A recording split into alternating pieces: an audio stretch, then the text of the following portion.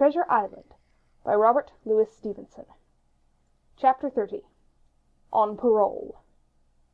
I was wakened, indeed we were all wakened, for I could see even the sentinel shake himself together, from where he had fallen against the door-post, by a clear, hearty voice hailing us from the margin of the wood. "Blockhouse, ahoy!" it cried.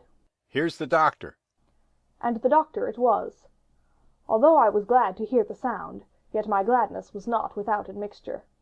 I remembered with confusion my insubordinate and stealthy conduct, and when I saw where it had brought me, among what companions, and surrounded by what dangers, I felt ashamed to look him in the face.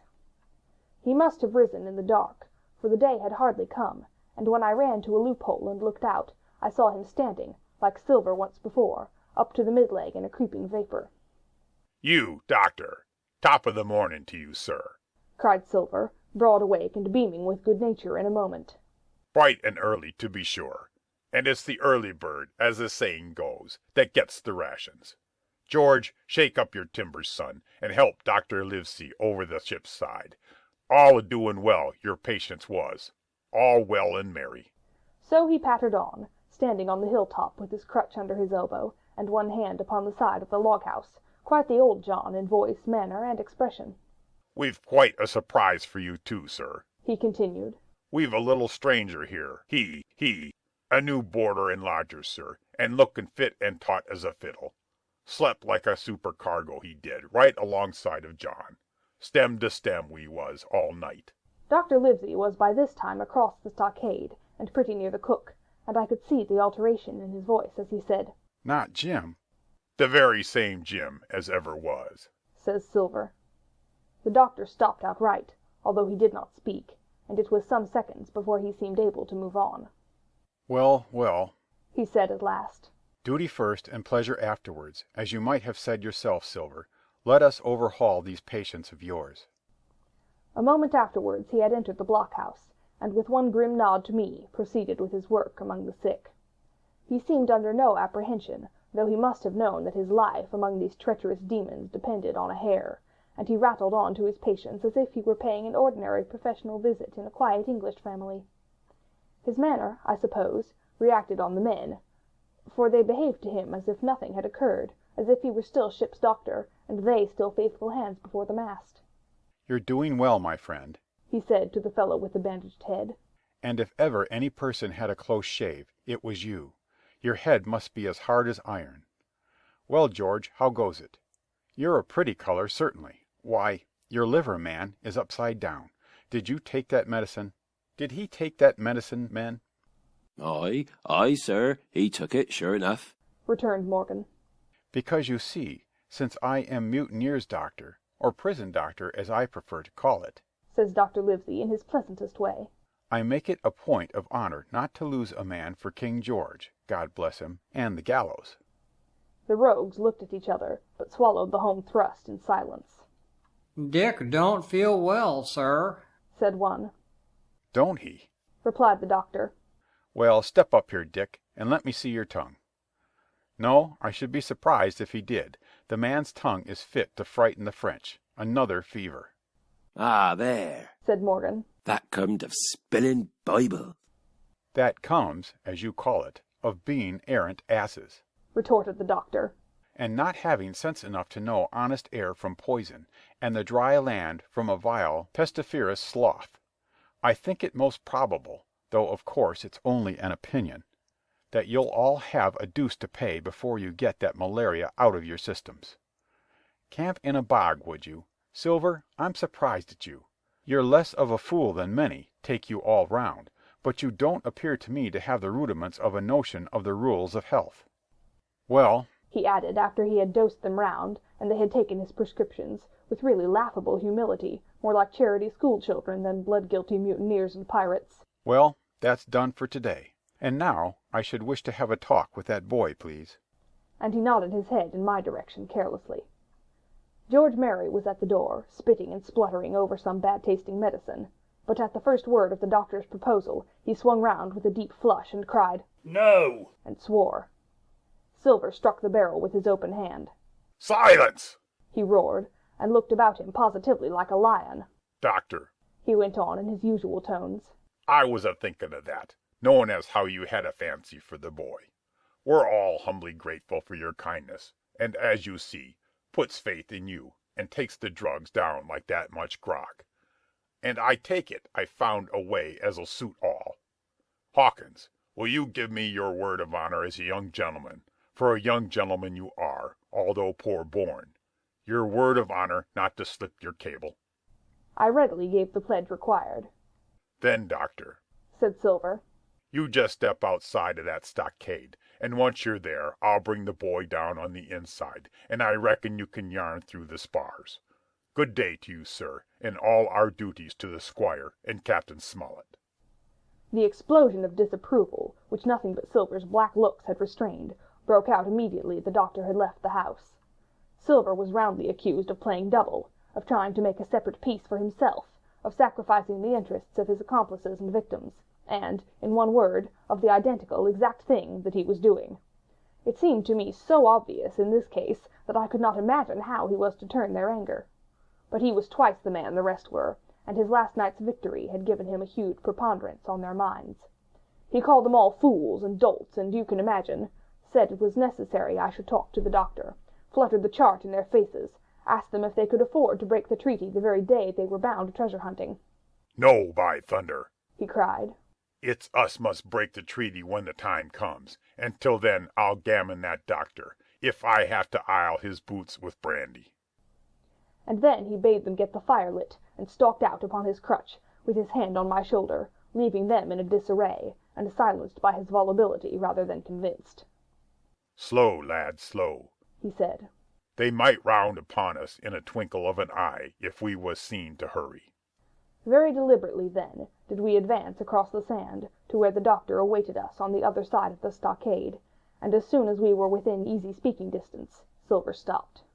"You'll make a note of this here also, Doctor," says he, "and the boy'll tell you how I saved his life, and were deposed for it too, and you may lay to that.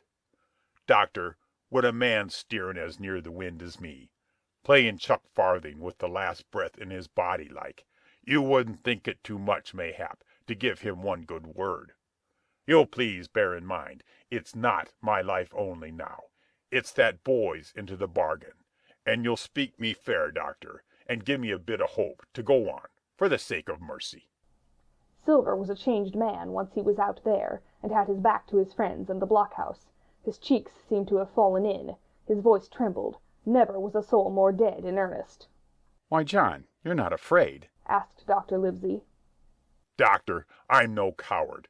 No, not I, not so much." And he snapped his fingers. "If I was, I wouldn't say it. But I'll own up fairly. I've the shakes upon me for the gallows. You're a good man and a true. I never seen a better man. But you'll not forget what I done good, not any more than you'll forget the bad, I know. And I step aside, see here, and leave you and Jim alone, and you'll put that down for me too, for it's a long stretch, is that." So saying, he stepped back a little way, till he was out of earshot, and there sat down upon a tree stump and began to whistle, spinning round now and again upon his seat, so as to command a sight, sometimes of me and the doctor, and sometimes of his unruly ruffians, as they went to and fro in the sand between the fire, which they were busy rekindling, and the house, from which they had brought forth pork and bread to make the breakfast. "So, Jim," said the doctor sadly, "here you are. As you have brewed, so shall you drink, my boy. Heaven knows, I cannot find it in my heart to blame you, but this much I will say, be it kind or unkind. When Captain Smollett was well, you dared not have gone off, and when he was ill and couldn't help it, by George, it was downright cowardly." I will own that here I began to weep. "Doctor," I said, "you might spare me. I have blamed myself enough. My life's forfeit anyway, and I should have been dead by now if Silver hadn't stood for me. And, doctor, believe this, I can die, and I dare say I deserve it. But what I fear is torture. If they come to torture me—" "Jim," the doctor interrupted, and his voice was quite changed. "Jim, I can't have this. Whip over, and we'll run for it." "Doctor," said I passed my word." I know," he cried.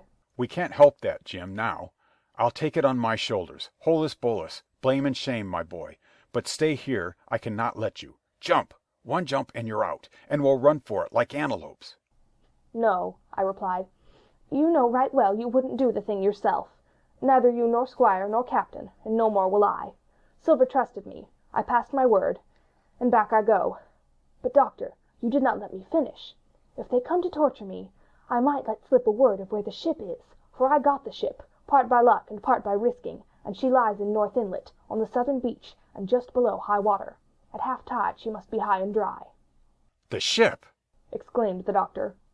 Rapidly I described to him my adventures, and he heard me out in silence. "There is a kind of fate in this," he observed when I had done. "Every step it's you that saves our lives. And do you suppose by any chance that we are going to let you lose yours? That would be a poor return, my boy. You found out the plot. You found Ben Gunn, the best deed that you ever did or will do though you live to 90.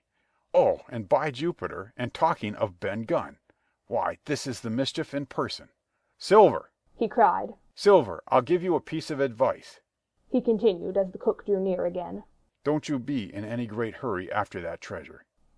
"Why, sir, I do my possible, which that ain't," said Silver. "I can only, asking your pardon, save my life and the boys by seeking for that treasure, and you may lay to that." "Well, Silver," replied the doctor, "if that is so, I'll go one step further. Look out for squalls when you find it." "Sir," said Silver, "as between man and man, that's too much and too little. What you're after, why you left the blockhouse, why you given me that there chart, I don't know now, do I? And yet I done your biddin' with my eyes shut, and never a word of hope. But no, this here's too much. If you won't tell me what you mean plain out, just say so, and I'll leave the helm." "No," said the doctor musingly. "I have no right to say more.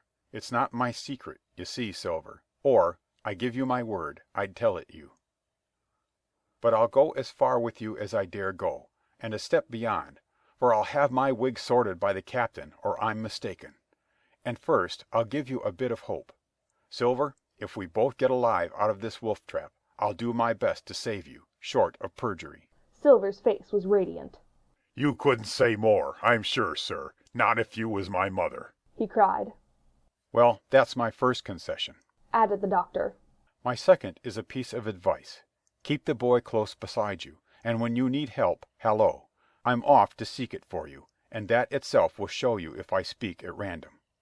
Good-bye, Jim." And Dr. Livesey shook hands with me through the stockade, nodded to Silver, and set off at a brisk pace into the wood. End of chapter 30.